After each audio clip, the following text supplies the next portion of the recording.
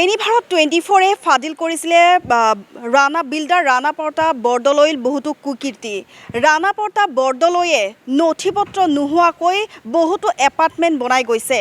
যেহেতু তাৰে এটা উদাহৰণ হৈছে পূৰবীকুণ্টি ৰেচিডেঞ্চিয়েল ব্লক এ এপাৰ্টমেণ্ট। যেহেতু বৈধ নথি পত্ৰ নোহোৱাকৈয়ে বিল্ডাৰ ৰাণা প্ৰতাপ বৰদলৈয়ে এনেকৈ অবৈধভাৱে সজাই গৈছে বহুকেইটা এপাৰ্টমেণ্ট। তাৰে এটা হৈছে এই পূৰবীকুণ্টি এপাৰ্টমেণ্ট। যিহেতু ৰাণা প্ৰতাপ বৰদলৈয়ে কাকোৱে কেৰেপ নকৰা অভিযোগ উত্থাপিত হৈছে, কাকোৱে যেন তেওঁ কেৰেপ নকৰে, তাৰ বাবে তেওঁ বিভিন্ন ঠাইত এনেদৰে অবৈধভাৱে নথি পত্ৰ নোহোৱাকৈয়ে বনাই গৈছে এপাৰ্টমেণ্ট। তাৰে এইটোৱে হৈছে পূৰবীকুণ্টি ৰেচিডেঞ্চিয়েল এপাৰ্টমেণ্ট ব্লক এ। যিহেতু মই দেখুৱাইছোঁ ইয়াৰ সামূহিক দৃশ্য। যিহেতু মদগৰ্ভী বিল্ডাৰ ৰাণা প্ৰতাপ বৰদলৈৰ দুৰ্নীতি অনিয়মৰ বিষয়ে সবিস্তাৰে বাতৰি প্ৰকাশ কৰি আহিছে এনি ভাৰত 24। ৰাণা প্ৰতাপ বৰদলৈয়ে নিৰ্মাণ কৰা বহুকেইটা এপাৰ্টমেণ্টত সংঘটিত হৈছে অনিয়ম। বৰদলৈয়ে কাকোৱে কেৰেপ নকৰে, নিজৰ মইমতলেৰে কৰি যায় সকলো। উদাহৰণস্বৰূপে এইটো উজান বজাৰৰ পূৰবীকুণ্টি ৰেচিডেঞ্চিয়েল এপাৰ্টমেণ্ট ব্লক এ। আৰু এই এক প্ৰকাৰ উদঙাই দিছিলে মদগৰ্ভী বিল্ডাৰ ৰাণা প্ৰতাপ বৰদলৈ কৰা অনিয়ম। যিহেতু অনুমতি অবিহনে তথা পৌৰ নিগমক অৱগত নকৰাকৈয়ে ব্লক এ নিৰ্মাণ কৰা হৈছে।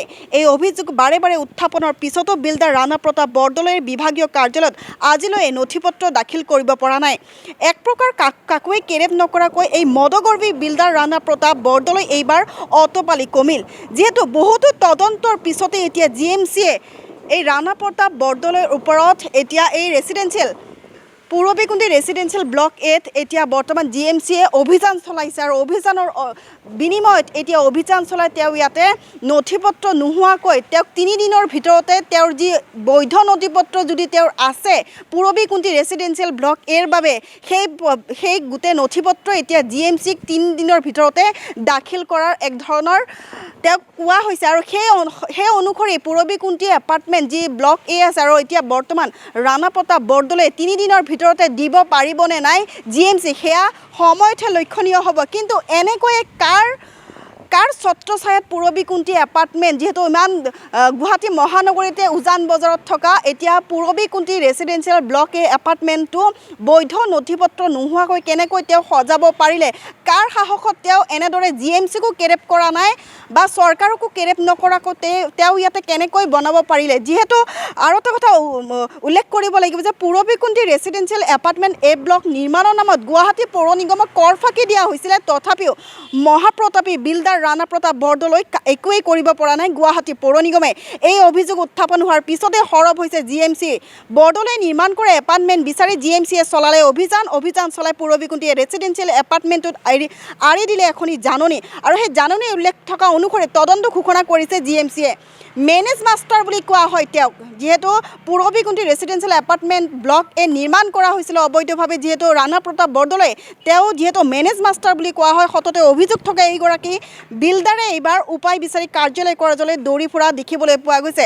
আৰু এটা কথা উল্লেখ কৰিব লাগিব যে গুৱাহাটী মহানগৰীত যিহেতু এনেদৰে মাজমজিয়াতে উজান বজাৰ স্থিত যি পূৰবীকুণ্টি ৰেচিডেঞ্চিয়েল বনাব পাৰিছে এই বিল্ডাৰ ৰাণা প্ৰতাপ বৰদলৈ, যিহেতু যেনেকুৱা তেওঁৰ উচ্চ স্তৰত থকা এটা নাম ৰাণা প্ৰতাপ বৰদলৈ, সকলোৱে যেন এই নামটো শুনিলে ভয় খায় বা নামটোৰ কথাতে এটা অৰ্থ লুকাই পৰিছে, তেওঁৰ এক মহাবীৰৰ দৰে নাম হৈ পৰিছে। কিন্তু তাৰ বিনিময়ত তেওঁ লুণ্ঠন কৰি গৈছে, এক প্ৰকাৰ কৰ ফাঁকি দি GMCকো তেওঁ কেৰেপ নকৰাকৈ এনেদৰে বনাই থৈছে। এনেদৰে যিহেতু পূৰবীকুণ্টি এপাৰ্টমেণ্টৰ লগতে এনেকুৱা বহু কিছু এপাৰ্টমেণ্ট আছে আৰু সেই এপাৰ্টমেণ্ট তেওঁ বৈধ নথি পত্ৰ নোহোৱাকৈ বনাই গৈছে।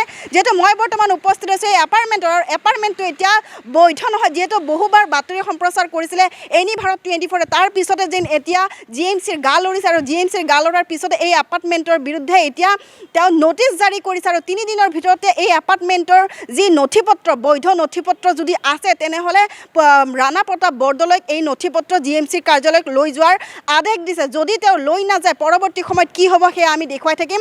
চাই থাকিব আমাৰ সৈতে এনি ভাৰত 24। জুবিন গাৰ্গৰ গীতসমূহৰ ওপৰত আধাৰিত গানে কি আনে নামৰ এটা সুন্দৰ অনুষ্ঠান আপোনালোকৰ ওচৰলৈ আহি আছে অতি শীঘ্ৰে। অহা 15 আগষ্টৰ পৰা ধেমাজিৰ পৰা প্ৰথম অডিশ্যন আৰম্ভ হ'ব।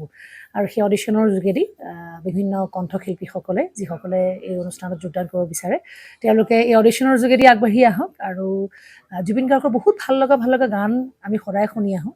আৰু আপোনালোকৰ যদি ভাল লগা গান থাকে জুবিন গাৰ্গৰ আপোনালোকে গাই ভাল পায় তেন্তে অডিশ্যনত যোগদান কৰক। মোৰ ফালৰ পৰা আন্তৰিক শুভকামনা থাকিল এই সম্পূৰ্ণ অনুষ্ঠানটোলৈ। ধন্যবাদ।